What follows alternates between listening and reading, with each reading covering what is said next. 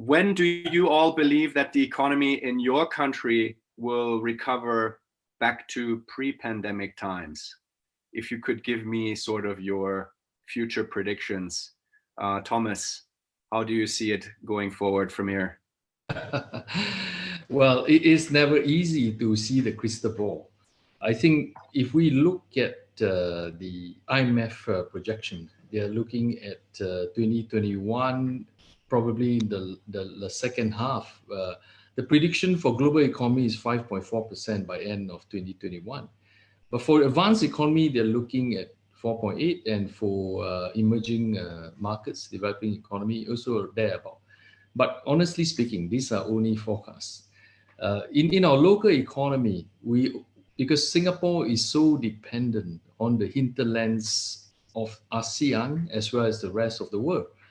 And if the regional economy or the global economy does not recover, we do not think that we can actually recover fast enough.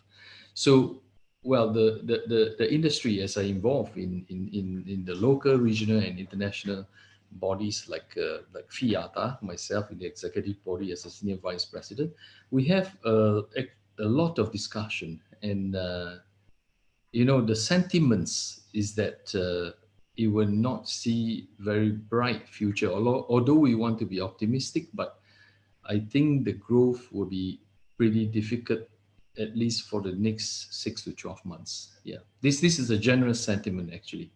But of course, we always hope for the best and we work together to make it better. But the reality is that it's not going to be a very fast recovery. But some sectors will move faster. That's why I mentioned the K-shaped economy as shared by many economies. Some sectors like pharmaceutical, e-commerce, and some of the perishables, these will obviously move faster. And the other may be eliminated even, some industry. So actually, it is difficult times. Yeah. Mm.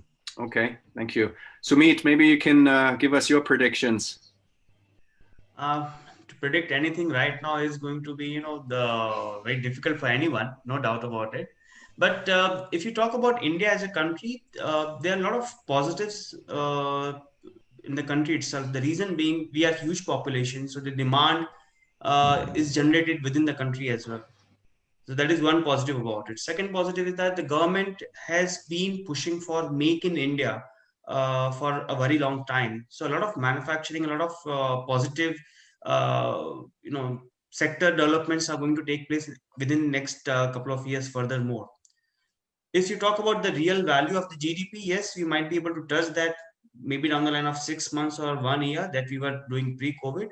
But a big change with respect to the job shifts to new business or to new working environments is going to take place. So a settling down of the economy will still take around a couple of years, no doubt. But if you talk about the just numbers, the numbers should start picking up in the next 6 months to 1 year. And the biggest industry, as everyone says, that pharmaceutical, yes, for that India is manufacturing hub now, so that is in positive. And surprisingly, automotive industry, they had the best sales year in the month of October in India. So if the automotive industry is showing such a good sign, it is in general going to give a good notion across the globe and across India. But it's just that when it comes to individual people, the way they have been working, the industries they have been working, a lot of reshuffle is going to take place, which will settle down in another year's time or so. So a year is something that we need to look at. Thank you very much. And Raj, we lost you here on the screen. Raj, if we could. I'm here. Maybe yes. Not on the main screen. So in US, similar to comments echoed by the group here, our government, our Trump administration and his group really moved very, very swiftly. I'm sure it's a role model for the rest of the world. It was very early on by April. By the end of March, CARES Act was finalized. By April, I forget the exact date, by April 5th or 10th, I know PGL received its CARES funding by the second or third week of April, I forget the exact date. So United States moved swiftly thanks to our current administration. So I got to give it to our government. As far as the returning to pre-pandemic, my prediction is probably maybe slightly more aggressive than the others. I expect by Q2 or earlier. And that is along the lines of what Sumit touched upon. We had a record, auto industry had a record October as well here. In fact, the factories are unable to keep up with the demand, and the dealers are seeing the inventories drop to record levels. So in other words, they don't have enough inventory to sell, i.e. cars. So United States will see sort of a shift where our restaurant industry, our retail sector is being affected very, very sadly, very irreparably. Aviation is hurting, but again, we also had our CARES Act also had a portion for the aviation industry, which helped the aviation industry, and all the jobs were maintained through September 30.